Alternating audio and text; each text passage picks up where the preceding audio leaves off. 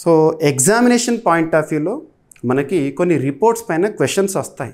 Important reports రీసెంట్గా వార్తల్లోకి వచ్చిన ఏదైనా ఒక రిపోర్ట్ గురించి మనం చూస్తున్నప్పుడు ఆ రిపోర్ట్ని ఎవరు విడుదల చేశారు, ఆ రిపోర్ట్లో పేర్కొన్న అంశాలు ఏ వ్యవస్థకి సంబంధించి, వీటిపైన మనం ప్రత్యేక శ్రద్ధను చూపాలి.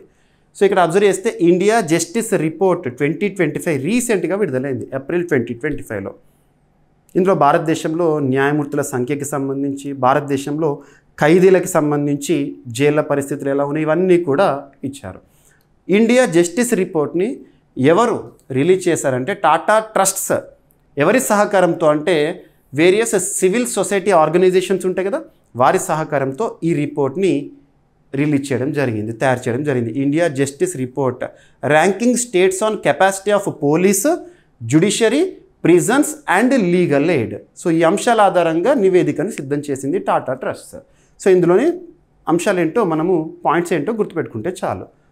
సో ఇండియా జస్టిస్ రిపోర్ట్ భారతదేశంలోని న్యాయ వ్యవస్థకు సంబంధించిన గణాంకాలను కనుక అబ్జర్వ్ చేస్తే దేశంలో మొత్తం న్యాయమూర్తులు ప్రస్తుతం ఈ నివేదిక ఆధారంగా ఎంతమంది ఉన్నారట అంటే 21,285 మంది ఉన్నారంట.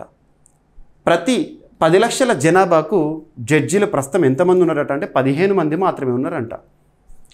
1987 లా కమిషన్ సిఫార్సు ఏం చెప్పింది అంటే ప్రతి 10 లక్షల జనాభాకు కనీసం 50 మంది జడ్జీలు ఉండాలని చెప్పింది. జిల్లా కోర్టుల్లో ప్రతి జడ్జికి ఏడాదికి 2,200 కేసులు ఉంటున్నాయంట పని.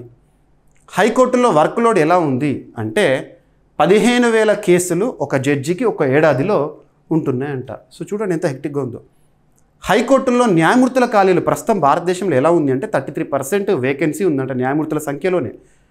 జిల్లా కోర్టుల్లో న్యాయమూర్తుల ఖాళీలు ప్రస్తుతం 21% ఉందట. దేశవ్యాప్తంగా అన్ని డిస్ట్రిక్ట్ కోర్ట్స్ ఉంటాయి, అందులో వేకెన్సీస్. ఇక న్యాయ వ్యవస్థలో లింగ వ్యత్యాసం ఎలా ఉంది? జిల్లా కోర్టుల్లో మహిళా న్యాయమూర్తుల శాతాన్ని కనుక అబ్జర్వేషన్, దేశంలోని అన్ని జిల్లా న్యాయస్థానాలు తీసుకుంటే అందులో ఉన్న న్యాయమూర్తుల సంఖ్యను తీసుకుంటే అందులో మహిళా న్యాయమూర్తులు ఉంటారు కదా, వాళ్ళు 38% మాత్రమే, అరౌండ్ 38.3%. హైకోర్టులో 14% జడ్జెసే ఉన్నారంట. ఇంకా కూడా సుప్రీంకోర్టులో 6% మహిళా న్యాయమూర్తులే ఉన్నారు. మీరు చూడండి ఇప్పుడు సుప్రీంకోర్టులో 1+33గా అందులో ఎంతమంది మహిళా న్యాయమూర్తులు ఉన్నారు మీరు అబ్జర్వ్ చేయండి. ఇక పోలీసు విభాగంలో లింగ సమానతలు ఎలా ఉన్నాయి? దేశంలో మొత్తం మహిళా పోలీసులు వచ్చేసి 2.4 లక్షల మంది ఉన్నారు. జూనియర్ ర్యాంకుల్లో వారి శాతం వచ్చేసేసి, మహిళల శాతం వచ్చేసేసి 90%. జూనియర్స్, కానిస్టేబుల్, హెడ్ కానిస్టేబుల్ అలా. ఐపీఎస్ క్యాడర్లో ఉన్న మహిళలు భారతదేశంలో 960 మంది మాత్రమే.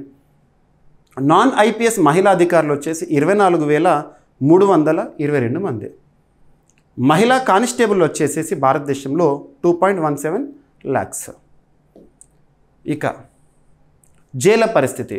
సో ఇక్కడ న్యాయ వ్యవస్థకు సంబంధించి, పోలీసింగ్కి సంబంధించి మరియు ప్రిజన్స్కి సంబంధించి కదా రిపోర్టు, జస్టిస్ రిపోర్ట్ అనేది. ఇక్కడ జైలుకి సంబంధించి చూడండి. జైళ్ళ ఆక్యుపెన్సీ రేటు ప్రస్తుతం ఎలా ఉంది అంటే 131% ఉందట. అంటే ఆక్యుపెన్సీ కంటే కూడా మించి ఖైదీలు ఉన్నారు. ఒక జైలు రూమ్లో, ఒక గదిలో 4 ఉండాలంటే 5 ఉండే పరిస్థితి ఉందంట. దేశంలో మొత్తం ఖైదీలు ప్రస్తుతం ఈ రిపోర్ట్ ప్రకారం 2025 ఇండియా జస్టిస్ రిపోర్ట్ ప్రకారం ఎంతమంది అంటే 5.7 లక్షల మంది అంట. 2030 నాటికి అంచనా ఖైదీల సంఖ్య 6.8 lakhs అంట. ఖైదీ డాక్టర్ నిష్పత్తి వచ్చేసి 775:1.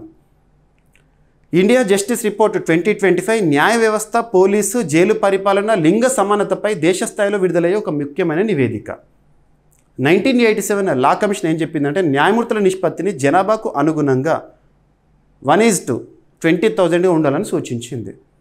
న్యాయ వ్యవస్థలో ఖాళీలు పెరిగిన పనిభారము మరియు అంతరాలను అధిగమించాల్సిన అవసరం స్పష్టంగా కనబడుతుంది ఈ రిపోర్ట్ ఆధారంగా. కంక్లూజన్ ఇది.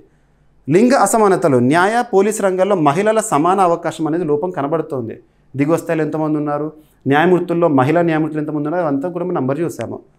భవిష్యత్తు సమస్యలు. పెరుగుతున్న కేసుల సంఖ్య, ఎక్కువ ఖైదులు, తక్కువ న్యాయమూర్తులు ఉన్నాయి. ఖైదులు పెరుగుతున్నారు అండ్ కేసులు పెరుగుతున్నాయి అండ్ న్యాయమూర్తుల సంఖ్య మాత్రం తగ్గుతూ వస్తుంది. సో ఇలా ఇండియా జస్టిస్ రిపోర్ట్ ఈ గణాంకాలు గుర్తుపెట్టుకోండి. పోటీ పరీక్షల కోణంలో ఇలాంటి ఇంపార్టెంట్ రిపోర్ట్స్ ఏవైతే ఉంటాయో సింపుల్గా చెప్పాలంటే డిస్క్రిప్టివ్లో కానివ్వండి, ప్రిలిమ్స్ పాయింట్ ఆఫ్ వ్యూలో కానివ్వండి, డైరెక్ట్గా క్వశ్చన్ అడిగే అవకాశం ఉంటుంది. ఓకేనా? So very very important.